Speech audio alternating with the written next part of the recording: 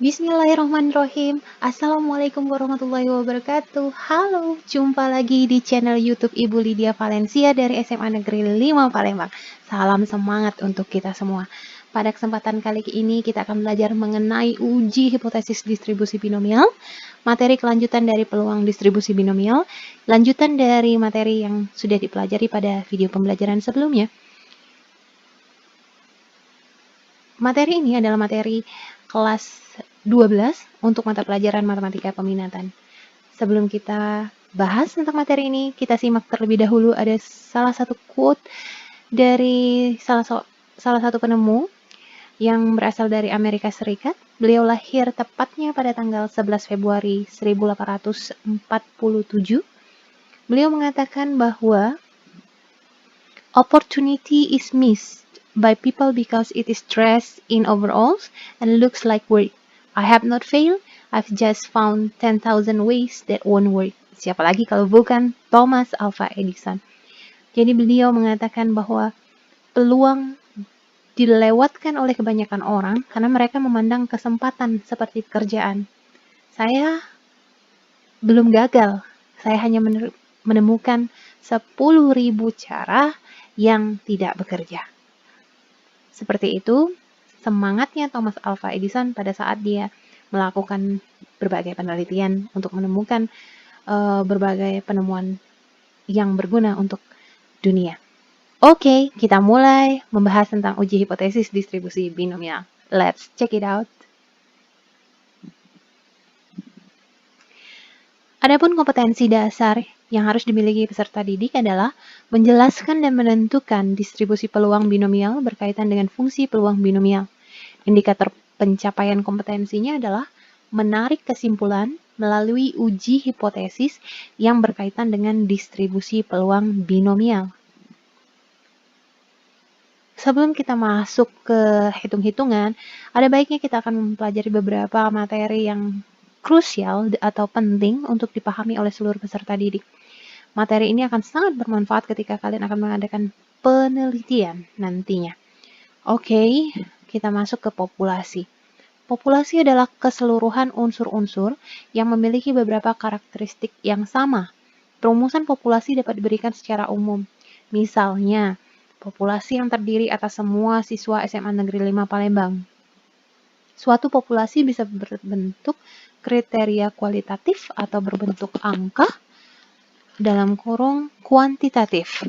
Lalu sampel adalah sebagian objek dari populasi yang diambil untuk dijadikan objek penelitian. Sekarang Ibu kasih contoh nih. Misalnya populasinya tadi adalah semua siswa SMA Negeri 5 Palembang. Maka kita bisa ambil sampelnya siswa kelas 12 di SMA Negeri 5 Palembang. Seperti itu. Atau kita juga bisa buat seperti ini. Populasinya misalnya 1 dus susu dalam kemasan saset. Sampelnya bisa beberapa saset susu bubuk dari dus tersebut. Oke. Sampai di sini kita akan lanjut ke pengertian selanjutnya. Hipotesis. Apa nih hipotesis? Hipotesis merupakan dugaan sementara yang masih perlu diuji. Ada dua macam hipotesis, yaitu hipotesis penelitian dan hipotesis statistik. Hipotesis penelitian ini adalah suatu pernyataan logis terkait populasi yang dibuat berdasarkan suatu kejadian dan teori-teori. Hipotesis penelitian dianggap benar dan bisa diterima secara logika, tetapi hanya dipandang sebagai dugaan sementara yang masih memerlukan pengujian. Hipotesis yang kedua adalah hipotesis statistik. Adalah pernyataan mengenai parameter dari populasi yang didasarkan pada statistik dari sampel. Bentuk pernyataannya bisa didasarkan atas kesamaan, perbedaan, atau ada tidaknya hubungan antara variabel. Nah, hipotesis statistik merupakan hipotesis penelitian yang dinyatakan dalam H0 dan H1. H0 bisa kita sebut juga hipotesis awal, adalah hipotesis yang diarahkan untuk diuji kebenarannya dan merupakan pernyataan tentang parameter yang bertentangan dengan keyakinan peneliti. Ibu garis bawahi di sini, merupakan pernyataan tentang parameter yang bertentangan dengan keyakinan peneliti. Itulah H0. H1 itu hipotesis alternatif, adalah hipotesis yang dirumuskan untuk menjawab permasalahan dengan menggunakan teori-teori sesuai dengan masalah penelitian dan belum berdasarkan data dan fakta. Definisi ini sangat penting supaya ketika kita mengerjakan contoh soal uji hipotesis distribusi binomial, kita bisa memahami maknanya dengan baik. Kita lanjut. Adapun langkah-langkah pengujian hipotesis. Ibu berikan langkah-langkah pengujiannya agar cara mengerjakannya lebih prosedural dan terstruktur dengan baik. Yang pertama, menentukan parameter yang akan diuji. Yang kedua, terjemahkan dengan penelitian ke dalam pasangan hipotesis statistik H0 dan H1-nya. Yang ketiga, tentukan taraf nyata atau level of significance atau disingkat alpha. Yang keempat, kumpulkan data melalui sampel acak N. Dan yang kelima, pilih uji statistik yang tepat. Tentukan daerah dan titik kritis pengujian. Ada 3 pilihan nih, yaitu uji pihak kanan, uji pihak kiri, dan uji dua pihak. Kapan kita pakai uji pihak kanan, uji pihak kiri, dan uji dua pihak? Kita cek slide selanjutnya. Baik, di sini Ibu akan menggambarkan secara garis besar daerah kritis uji dua pihak, daerah kritis uji satu pihak, dan daerah kritis uji satu pihak kiri. Tadi uji pihak kanan ya. Nah, ini adalah kurva distribusi binomial. Yang di sini adalah daerah penolakan H0 yang diarsir. Yang tidak diarsir adalah daerah penerimaan H0. Nah, yang di sini adalah yang tidak diarsir adalah daerah penerimaan H0. Ini untuk uji pihak kanan. Jadi daerah tolak itu ada di sebelah kanan. Kalau dia uji pihak kiri, daerah yang ditolak itu sebelah kiri. Daerah yang diterima adalah H0. Masih bingung? Ibu jelaskan kembali di next slide. Nah, slide ini akan lebih jelas. Kita simak. Uji dua pihak, pihak kanan dan pihak kiri. Apabila hipotesis tandingan, yaitu H1 mempunyai perumusan tidak sama. Kapan Bu kita pakai tidak sama? Nanti ada di soal itu menyebutkan tidak sama. Jadi kita tergantung dengan soalnya nanti. Yaitu perumusannya seperti ini. Kalau perumusan hipotesis 1 atau hipotesis alternatifnya adalah theta tidak sama dengan theta, ada kata tidak sama, berarti dia pasti menggunakan uji dua pihak. Maka pengujian yang digunakan pastilah uji dua pihak. Luas daerah penolakan pada setiap ujung-ujungnya adalah setengah alfa. Nih, luasnya ini setengah alfa dan ini setengah alfa. Apabila nanti hasilnya ini ada di daerah yang berwarna biru, maka kita otomatis tolak H0. Lanjut, uji satu pihak, pihak kanan nih. Tadi ingat, kalau pihak kanan berarti daerah penolakan ada di sebelah kanan. Luasnya adalah alfa. Alfa tadi apa? Taraf signifikan atau level of significance. Kapan Bu kita tahu level of significance? Biasanya sudah disebutkan di soalnya. Kita lanjut ya. Uji pihak kanan. Apabila hipotesis tandingan, yaitu H1, mempunyai perumusan lebih besar, yaitu H1,2, theta besar dari theta. Yang perlu digarisbawahi tadi kalau uji dua pihak, tidak sama dengan kalau uji pihak kanan itu ada tanda H1-nya harus lebih besar. Maka pengujian yang digunakan adalah uji pihak kanan. Luas daerah penolakan adalah alfa sebelah sini. Lanjut, uji pihak kiri. Apabila hipotesis tandingan mempunyai perumusan lebih kecil, maka H1-nya adalah theta kurang dari theta. Ya, lebih kecil. H1 yang diperhatikan. Maka pengujian yang digunakan adalah uji satu pihak, yaitu uji pihak kiri. Daerah penolakan adalah yang di sebelah kiri, luasnya sama dengan alfa. Nah, sekarang kita mulai dengan contoh soal. Baik, ini dia contoh soalnya. Dari 10 sampel yang dipilih secara acak, ternyata 5 orang memilih berbelanja di pasar modern. dan sisanya memilih berbelanja di pasar tradisional. Jika taraf nyata yang digunakan adalah 5%, ujilah peluang proporsi memilih pasar modern tersebut kurang dari 70%. Oke, kita pelan-pelan dari 10 sampel, berarti N-nya sama dengan 10. Ujilah peluang proporsi memilih pasar modern kurang dari 70%. P-nya adalah peluang proporsi memilih pasar modern ada 70%, artinya 70/100, jadi 0,7. Q-nya adalah 1 dikurang P. 1 dikurang 0,7 adalah 0,3. Selanjutnya, seperti ini, tabel penelitian populasi berbelanja di pasar modern dan tradisional. Pasar modern katanya ini ternyata 5 orang memilih belanja di pasar modern, berarti 5. Kemudian, otomatis pasar tradisional yang memilih pasar tradisional adalah 5. Jumlahnya adalah 10. Kejadian yang diharapkan sebanyak K sama dengan 5. Oke? Sekarang kita akan merumuskan H0 hipotesis awal dan H1 hipotesis alternatif. Ibu review kembali apa itu H0.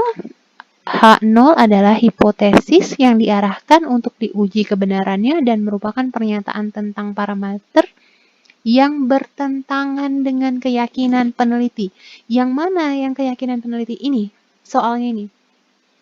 Peluang proporsi memilih pasar modern tersebut kurang dari 70%. Ini dimaksud adalah keyakinan peneliti. Berarti dia bertentangan. Kalau kurang dari, berarti H0-nya besar dari sama dengan. Maka H1-nya nanti pakai kurang dari. Baik, seperti ini. P-nya besar dari sama dengan 0,7. H1-nya adalah P kecil dari 0,7. Bagaimana, sudah paham menentukan hipotesis? Karena tahapan berikutnya adalah menentukan hipotesis lalu taraf nyata. Taraf nyata adalah nama lain dari level of significance atau tingkat signifikansi. Bisa 0,05 atau 5%, bisa juga dia 0,01, 1%, tapi di soal tadi dia menyebutkan taraf signifikansinya adalah 5%, berarti sama dengan 0,05. Masih ingat dengan rumus distribusi binomial? Adalah sigma K dari X sampai dengan X, yaitu kombinasi K-nya sama dengan 0 ya. Artinya apa? Sama dengan 0. Kenapa dia sama dengan 0 terlebih dahulu? Ibu back ke sini. Artinya kalau dia 0 berarti tidak ada sama sekali yang memilih pasar modern. Ya. Jadi 0 sampai X, X-nya berapa?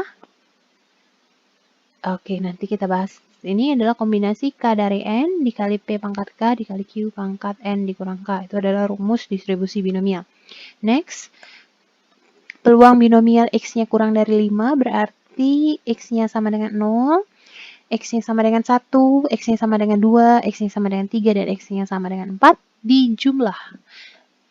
Lalu kita cari satu persatu. X-nya sama dengan 0, maka 10 faktorial per 0 faktorial dikali 10 dikurang 0. Maka ini tulis 10 faktorial. Coret-coret. Habis nanti ini 0,7 pangkat 0 hasilnya 1, 0,3 pangkat 10. Sama aja berarti 3 kali 10 pangkat min 1 dipangkatkan 10. Nanti dapatnya adalah 0,000006. Lalu kita cari peluang ketika X-nya sama dengan 1, sama dengan 10 faktorial dibagi 1 faktorial dikali 10 dikurang 1. 10 kurang 1, 9 faktorial. Ini nanti kecilkan, atas ini bisa kita buat 9 faktorial dikali 10, 9 faktorial yang kita coret, sisa 10. 10 dikali 0,7 pangkat 1 dikali 0,3 pangkat 9, nanti hasilnya adalah 0,000138. Selanjutnya peluang distribusi binomial ketika X-nya sama dengan 2, maka 10 faktorial per 2 faktorial dikali 8 faktorial. Nanti 10 faktorial bisa kita jabarkan menjadi 8 faktorial dikali 9 dikali 10. Nanti hasilnya adalah 45 dikali 0,7 pangkat 2 dikali 0,3 pangkat 8. 8 dari 10 dikurang 2, N dikurang X ya.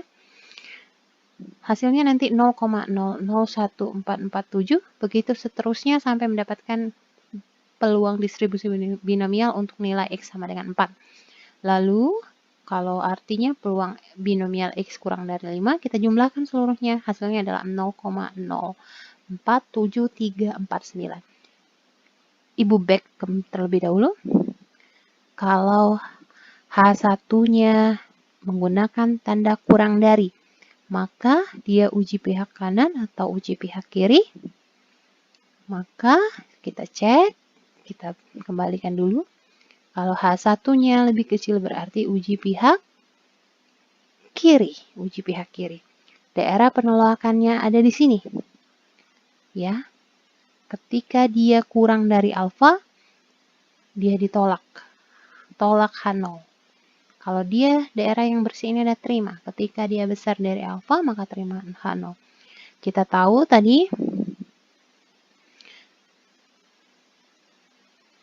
peluangnya adalah 0,047349, berarti ada di peluangnya ada di mana?